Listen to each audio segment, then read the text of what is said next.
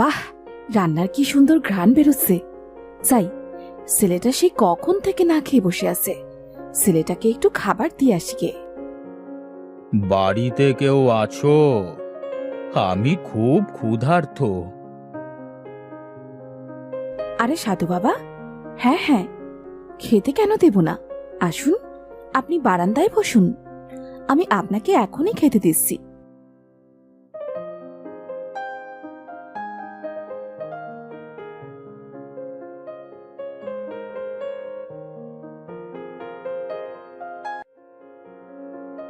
বাহ, তোর হাতের রান্না তো অসাধারণ। অনেক দিন বাদে এমন রান্না খেলাম।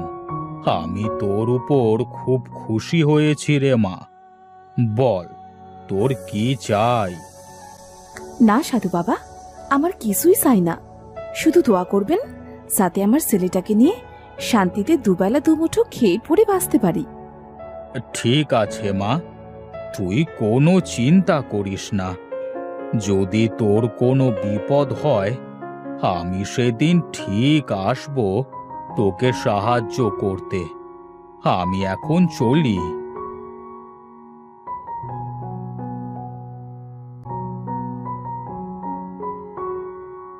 বাহ, কি সুন্দর ঘ্রাণ।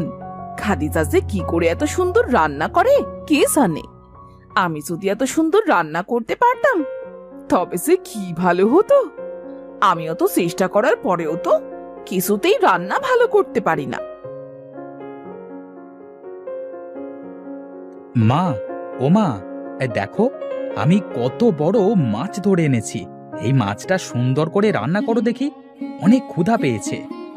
তুই এত বড় মাছ কোথা থেকে পেলি রে বাবা? নদী থেকে ধরেছি মা। ঠিক আছে বাবা, তুই বস, আমি চট করে মাছ রান্না করে নিয়ে আসি।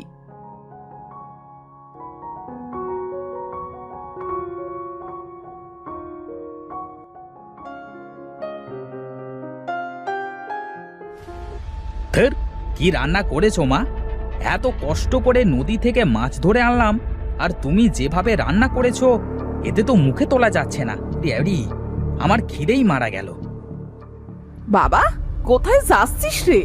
দুমুঠো খেয়ে যা, না খেয়ে যাস নে রে বাবা। চত্ব সবের। না না, এই অমন রান্না আমি খেতে পারবো না। মা, তুমিই খাও, আমি চললাম। ওমর, ওমর, খেলতে যাবি না? আরে তানভীর বাবা যে, তা তুমি এখানে কি মনে করে বাবা? কিছু না কাকি, ওমরকে ডাকতে এসেছিলাম, খেলতে যাব। তুমি খেয়েছো? না গো কাকি, নদী থেকে একটা বিশাল বড় মাছ ধরে এনেছিলাম। ভাবলাম মা মাছটা স্বাদ করে রান্না করবে, আর আমি কবজি ডুবিয়ে খাবো। কিন্তু মা এমনভাবে রান্না করেছে সেটার মুখে উঠল না। সে কি বাবা, অনেক বেলা হয়েছে তো, এখনো খাওনি? সারাদিন না খেয়ে তুমি থাকবে কি করে? তুমি বরং ওমরের সাথে দুমুঠো খেয়ে নাও, তারপর না হয় খেলতে যাবে। হ্যাঁ তানভীর, খাবি আয়। বাহ কাকি, তোমার হাতের রান্না তো অনেক সুন্দর। হ্যাঁ হয়েছে বাবা, এখন খেয়ে নেই তো দেখি।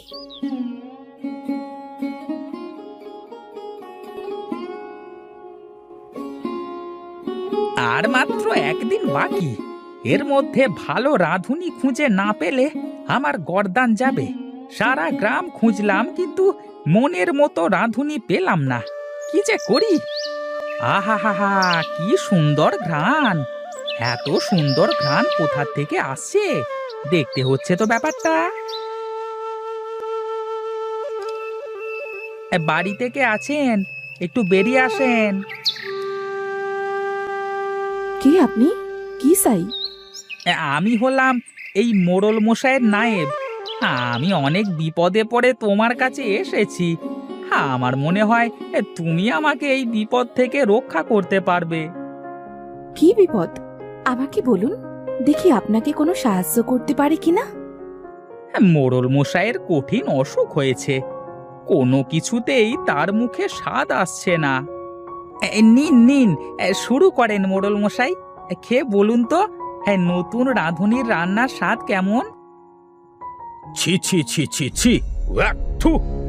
এমন জঘন্য রান্না আমি আমার বাবার জন্মে কোনোদিন খাইনি। নায়েব, বেয়াদবির একটা সীমা থাকে। এই 3 দিন ধরে তুমি আমাকে এমন বেস্বাদ রান্না খাওয়ালে। 3 দিন সময় দিলাম আমি তোমাকে। এর মধ্যে যদি তুমি কোনো ভালো রাঁধুনি খুঁজে না আনতে পারো তবে তোমার গর্দান যাবে। দাও, এখন দূর হও আমার চোখের সামনে থেকে। আমি তোমার রান্নার ঘ্রাণ পেয়ে তোমার বাড়িতে এসেছি। আমার বিশ্বাস তোমার রান্না মোড়ল মশাইয়ের অনেক পছন্দ হবে। এখন তুমি পারো আমাকে বাঁচাতে। খাদিজা বুবু বলছে কি, তুমি তো মোড়ল মশাই বাড়িতে যাবে রান্না করতে, আমাকে সাথে নিয়ে চলো না। আমি তোমার কাছ থেকে রান্নাটাও শিখে নেব, আর সেই ফাঁকে তোমাকে রান্নার কাজে সাহায্যও করতে পারবো। আচ্ছা ঠিক আছে, তাহলে কাল তোমরা দুজনে মিলে জমিদার বাড়িতে আসো, কেমন? আমি এখন চলি। মনে রেখো, আমার প্রাণ কিন্তু তোমাদের হাতে।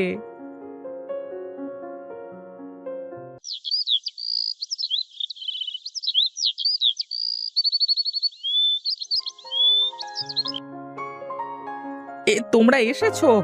এসো এসো, আমি তোমাদের রান্নাঘরে নিয়ে যাই। মোড়ল মশাইয়ের খাবার বেলা প্রায় হয়ে গেল, দ্রুত হাত চালিয়ে রান্না করো। ঠিক আছে নায়েব মশাই।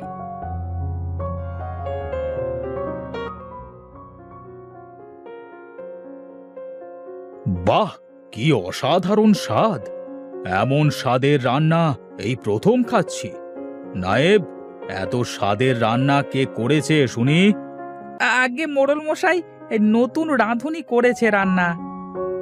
যাও যাও, এই রাঁধুনিকে পুরস্কৃত করো, আর আজ থেকে এই রাঁধুনিকে মোটা টাকা বেতন দিয়ে আমার বাড়িতে রেখে দাও। ঠিক আছে মোড়ল মশাই। বুবু, আজ আমি রান্না করি?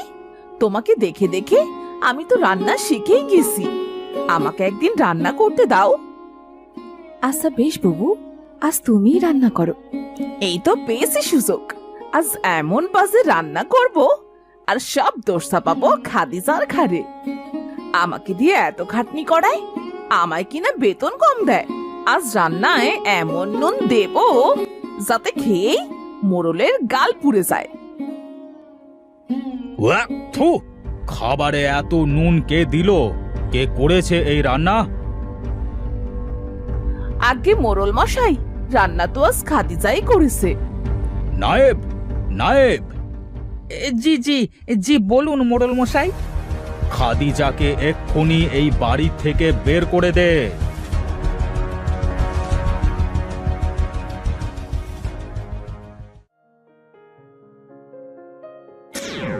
কি রে মা, তুই এখানে বসে এভাবে কাঁদছিস কেন? কি হয়েছে তোর? এই নে মা, তুই এই মশলাটা রাখ। তোর রান্না করা হয়ে গেলে রান্নায় মশলাটা 1 চামচ করে ব্যবহার করবি। দেখবি তোর রান্না কখনোই খারাপ হবে না। আপনাকে অনেক অনেক ধন্যবাদ সাধু বাবা।